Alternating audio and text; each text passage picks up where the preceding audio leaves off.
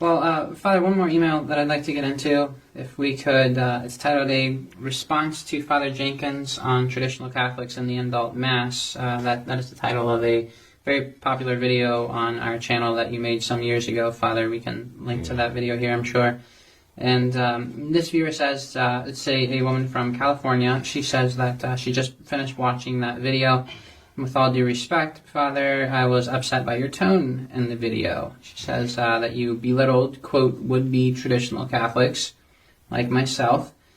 She says, Father, that you never really offered any kind of solution for those, quote, would-be traditional Catholics who live in an area without a Society of St. Pius V Mass location. She says, Father, that if the Church was infiltrated from within to destroy it, can not the Latin Mass people and sincere priests who only dedicate themselves to the Latin Mass at least be given some credit for trying to infiltrate it back to tradition? At least we are willing to fight from within. You don't know our hearts, and for you to call us, in a sense, modernist is really uncharitable of you, Father. How would you respond to that? Well, I didn't call them modernists. I might have called them would-be traditional Catholics. But my point is, though, that, as I said earlier in the program here, it's really impossible to legitimately practice the traditional Catholic faith within the Novus Ordo, because it will ultimately always involve sacrilege of some kind. There has to be some kind of compromise made where there is going to be sacrilege and some kind of, well, perhaps... the dear lady, is it a lady? Yes, I think yes. This dear lady might have interpreted my words in the worst possible way, and maybe they came across that way. But my point was that one should really free himself or herself from the Novus Ordo entirely. Mm-hmm. Modernism is, as St. Pius X described it, the synthesis of all heresies. And we have now in the Novus Ordo, the new order, from the top down, we have modernists, and yes, they have all embraced modernism to some extent. All of them have embraced modernism to some extent, insofar as they have, they're purveyors of the Novus Ordo, right? They've gone along with the different sacraments and the marriage annulments and the initiation rite instead of, the sense of baptism for what it really is. They've had to adapt their theology to the Novus Ordo and to modernist thinking, and so the whole thing is at least, well, at the very least you could say, very tainted. And even those who are being held up today as stalwart opponents of Francis's depredations on the Church. I mean, here's Francis. Okay, he's actually in league with George Soros. The Amazon Synod showed that, how closely they are in league with each other.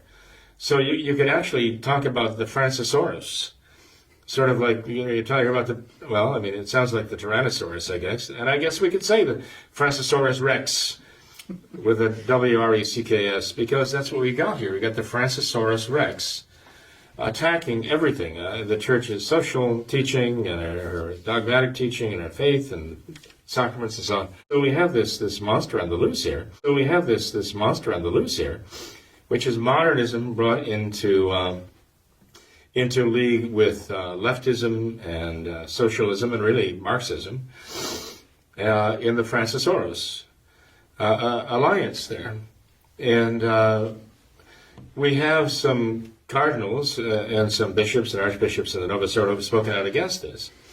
And so they are regarded as great champions of the faith.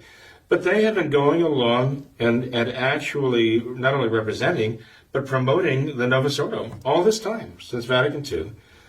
The new Mass, the new sacraments, the new catechisms, all these things, that has been their stock and trade, too. And they're very protective of that, even to this day. They will not acknowledge that Vatican II really was a sharp turn to the left, and took the Church, basically hijacked the Church. The modernists hijacked the Church in Vatican II. And so they will not acknowledge that. My point is that modernism is the antithesis of Catholicism. It's not just anti-Catholicism. St. Pius X said it's the synthesis of all heresies. It's the exact negation of Catholicism, because it takes the very word faith and redefines it to mean something that the Church has never believed, never understood faith to be. It redefines the very meaning of faith itself. That's why St. Pius X says modernists strike at the very root of the faith. They strike at the very virtue of faith itself and falsify it. So until they're willing and ready to acknowledge, look, we've been off the track here, they can even tell us, in good faith, but we definitely now see that we've gotten off the track. And we now trace it back to the origins of this at Vatican II. And we realize now we have to retrace, we have to go back there. We have to go back and resume the practice of the faith as it was at that point. That's my whole point. And this is what I wanted to get across to this dear lady. When she talks about fighting from the inside, I will tell her what I know. Back when this was happening, we were trying to fight it from the inside. And got nowhere. Things were changed. It was like Tiananmen Square with the tank rolling off over the protester there. We're incapable of withstanding it. Now, after 20 years, from 1968 to 1988, and since 1988 now, they are allowing the Latin Mass, the 1962 version of the Latin Mass, they're allowing it under controlled circumstances in the Novus Ordo. For the first 20 years, they wouldn't even allow that, But their whole purpose was to gain control over it and to gain control over people like her who still had the faith, but keep them in the Novus Ordo and keep them supporting the Novus Ordo. So again, if you are inside the Novus Ordo trying to work from within, you're still in the Novus Ordo, and you are still contributing to it, and you're still basically saying it is Catholic. And if you believe it is Catholic, then that's what you should be doing, the Novus Ordo. If you don't believe it is Catholic, you shouldn't be involved in it. Mm-hmm. You shouldn't be affiliated with it, and you shouldn't be representing it. You have to decide which is Catholic and which is not. Mm-hmm. I gather from what she says there, maybe she really thinks that the Novus Ordo really is Catholic. Maybe brand X, maybe an off-brand of Catholicism, but it's still Catholic enough that she can still find her niche in there, allowing her to practice the traditional Catholic faith. I would disagree with that. I would say no. It is not Catholic. It is purveying a modernist religion to represent the modernist anti-faith. And if we realize that, if we understand that to be true, we can't have anything to do with it. Well, Father, if I may paraphrase and try and summarize the rest of her email, and really, I think her... It looks rather lengthy. It is. But the point that she's making here, I really think is one of the most, if not the single most common question that we receive. And the point is this, that, conservative Novus Ordo Catholics, they may agree to a certain extent of what you're saying when you expound the damages that Francis has done to the Church. They will, many of them, agree with you to some point. However, they say that this is the only option that they have. There's nowhere else for them to go. This viewer says she lives in California. How many truly traditional Catholic priests like yourself are there in California? She says, you talk about the Society of St. Pius V. Well, she says in 37 years of a society, there are only locations in 14 different states. There are not seminaries or many seminaries or many places for would-be traditional Catholics like yourself to attend a Society of St. Pius V Mass. And so their only option, it seems to them, is to try and attend their local diocesan Latin Mass and fight it from within. Well, she might consider that to be a lesser of all possible evils, but the lesser or the least of all the evil options is still an evil. And we shouldn't accept that as standard operating procedure. So what should she do? So if she considers that to be the standard which she's going to go by, and she doesn't try to escape that to a better option, shall we say, then that would be a mistake. If one sees something as a compromise, one might justify that under the circumstances. But to say, okay, this is a compromise, I'm going to make this my standard, the standard of my behavior, and I'm just going to accept this as the best possible circumstance and the only possible circumstance. That's not good. That's a bad thing, to accept a compromise and make that the standard operating procedure. That's dangerous, to make a compromise your standard. But if she knows for a fact that if she can establish the fact that the clergyman who was offering the Mass, okay, the traditional Latin Mass, even if it's a 62 version, right?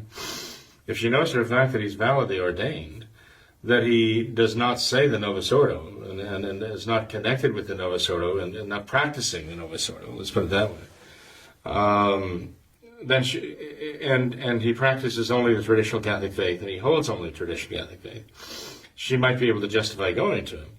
But she has to realize, though, that officially she is accepting what the Novus Ordo stands for, in the sense that if he is a clergyman of the Novus Ordo, he's connected with all of the evils of the Novus Ordo. Officially speaking, he is a part of that. All of the marriage annulments and all the rest. I mean, there are things that he has to go along with. And so this dear lady here might say, well, I don't accept all those Novus Ordo marriage annulments because I know they're wrong. I know they're just condoning adultery. But she may be, if she goes to this Novus Ordo, if she goes to the Indult Mass in California, she might be kneeling next to people who've been married and annulled and married and annulled. She might be kneeling next to them 2 or 3 times. And if that's the case, what argument would she have? I mean, this is all within the Novus Ordo here. Not only that, but formally speaking, she'd be in communion with people like Hans Kuhn and so on, who deny the faith outright. She's also going to a liturgy where the clergyman says explicitly that he is one in faith with Francis. Now, she might not say that she is one in faith with Francis, but the fact is that liturgy is being offered one in faith with Francis. That's what's being said at the altar just before the consecration. So these are things that someone in her position really needs to consider, and look for a more Catholic way. I understand. I mean, I don't mean to sound hard-hearted about this whole thing in the sense of saying, well, fie on her, she's doing all these things and it's of no avail to her and no benefit. I'm not saying that. I'm saying she's trying to be Catholic under adverse circumstances. It's like trying to survive with no life support equipment on the moon. And I admire, I say this without hesitation, I admire someone like that who's trying to do the best they can under the circumstances. I think that is truly admirable. I do believe that the situation will become untenable for her as time goes on, and I just want to kind of warn her about that. But there are certain things she has to at least be sure of, and that it's a valid liturgy, a valid Mass offered by a valid priest who has the Catholic faith and doesn't practice the Novus Ordo religion. Baseline, absolute necessity, right? But I do believe that as in the course of time, as she sees more and more a compromise, she's going to realize, I can't do this. I cannot continue this way. I have to find a true traditional Catholic priest to go to. So I would advise anybody in her position to be aspiring to that, working toward that, trying to make that happen, and as soon as possible, to find a way to get to a true traditional Catholic Mass offered in a true traditional Catholic chapel with a true traditional Catholic priest, and one who's not compromised by the Novus Ordo or compromised with the Novus Ordo. We find that conservative Catholics are in a very dangerous spot right now. We find that they are they are trying to resist Francis. Okay, this recognize and resist business has actually affected the conservative New Order Catholics they see that they're recognizing him as the Pope, but they're resisting virtually everything he does. Okay? But this has gotten them so nervous about being disrespectful that they have to stop every now and then and say, but we do accept he's the Holy Father, and we do respect him, and we do revere him. And then they go back to saying, but what he's saying is horrible, what he's saying is heretical, what he's saying is blasphemous or sacrilegious, and so on. And here's the problem, Tom, I mentioned it before, that as they try to stay with the Novus Ordo, within the Novus Ordo fold, and they try to stay on the good side of Francis, if there is a good side of Francis, and his bishops, their faith is being affected. Their faith is being undermined as they're doing this. Their very concept of the papacy is being affected by Francis. Francis is actually changing their faith, and they don't even realize it. There's a certain Dr. Peter Kwasniewski, who's a conservative Novus Ordo writer. Again, one of those. It says Francis is the Pope, the whole Pope, and nothing but the Pope, and there's nothing you can do about it. And we just have to realize that and accept that fact. Even if we see him as a heretic, it doesn't change the fact, right? He says, and you can't even question that, despite what St. Francis of Sales says and what St. Robert Bellarmine says. He just says, no, you're not allowed to do what they say. You can't, don't listen to them. He's one of those. And he has actually come to the point now where he's saying that the problem that we're experiencing now began not with Vatican II, but with Vatican I in 1869, 1870. There was the problem. Well, of course, if he is thinking the way he's thinking as a conservative Novus Ordo who can't even accept the possibility that Francis might not be the Vicar of Christ on earth, and might not be the supreme pontiff of the true traditional Catholic Church, if he cannot even accept that possibility, then he's going to have to start questioning everything else eventually, right on down the line. And now he's questioning the wisdom of the First Vatican Council under Pope Pius IX of defining, the doctrine of the infallibility of the Pope, with the statement of that infallibility, with actually what that did was it defined the meaning of the Extraordinary Magister of the Church with regard to the Pope himself. The council, general councils or ecumenical councils, are also a work of the Extraordinary Magister of the Church. The Pope defining ex cathedra is an example of the Extraordinary Magister of the Church at work. And he's arguing that those at Vatican II who are saying it's not opportune might have been right, because maybe Vatican II defining the infallibility of the Pope under these very narrow set of circumstances, maybe they set the stage for Francis by drawing so much attention to the extraordinary magisterial authority of the Supreme Pontiff of the Church that it drew everybody's attention away to that and made them forget about the infallibility of the ordinary magister of the Church. So he's actually now, again, trying to find his way through what is really a conundrum, an enigma, a dilemma in his own mind. And all because he cannot come to grips with the fact that there is a serious doubt, an objective doubt about the legitimacy of Francis as a pope. It will necessarily lead to false conclusions and lead them down false trails, and it will affect their faith. This is where I see the conservative New Order Catholics who want to be Catholic and have the Catholic faith and want to practice it in its integrity.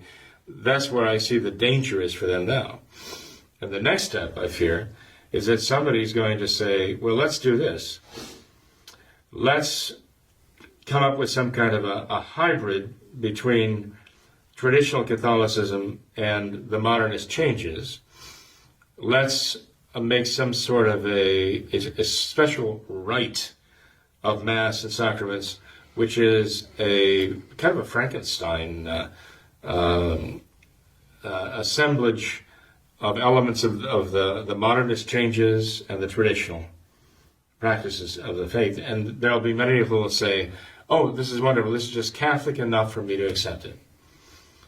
that would be the worst possible thing to happen. I think because it would still be modernism. It would still have the principles of modernism behind it, and it would ultimately lead to the same point, the same conclusion. The only solution that I see, and this is the result of the years of my working as a traditional Catholic seminarian and so on, and my point of view has changed over time and developed over time. Really, it's become perfectly clear to me the only way to really resist the modernists is to be fully traditional Catholic, and not to be part traditional and part modernist, because that is a contradiction in terms and will drive one mad. It certainly will drive one away from the faith. Mm-hmm. Father, one final point on this whole question of the conservative Novus Ordo Catholics, or the would-be traditional Catholics, is that they're so ready to question how we say that so many the Novus Ordo ordinations are doubtful. Like she says, the Society of St. Pius V, it's so sparse relatively. It's only in relatively few states, relatively few mass locations. How can this be? How can this be? And I would say, well, before that question is asked of us, is asked of you in the Society of St. Pius V, they would have to address that question to St. Paul, because he said it's in sacred scripture, inspired by the Holy Ghost, that there would be, at some point in time, a great apostasy, a great falling away from the faith. So I think rather than question how can this be, when we know that this... it must come to that at some point in history. If this is not that time right now, then we know that time is going to come at some point. So we should not be so surprised to see something like this, but rather instead what we should do is what we read in the Gospels, I believe in the first weeks of Advent, is that we should flee to the mountains. We should flee to Mount Calvary. We should find where there really is a true traditional Mass, and like you said, we should work our way towards that. So rather than kind of staying out in the desert, in the closets, as the Gospel says, we should flee to the mountains. We should find where there is a truly unquestionable traditional Catholic Mass and flee to that mountain. Exactly, Tom. At the time of the Arian heresy, St. Jerome wrote that 80% of the bishops at that time, in his estimation, were Arian heretics.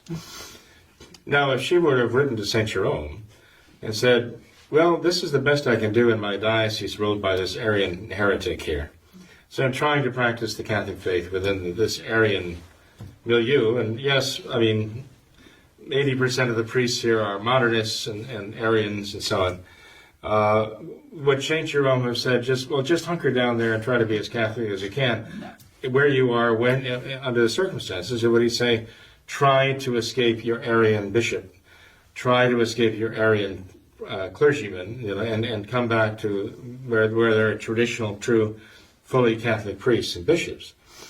We know St. Hermenegild, whose feast day is April 13th, was imprisoned by his Arian heretic father, the king, who sent him an Arian heretic bishop to give him Holy Communion on Easter Sunday. And St. Hermenegild would not receive communion from the Arian heretic bishop, because he would not be in communion with them, for which cause his father had him martyred. So St. Hermenegild is now a martyr of the faith, and he set that example by refusing to be in communion with the enemies of the Church, the enemies of faith, the enemies of Christ.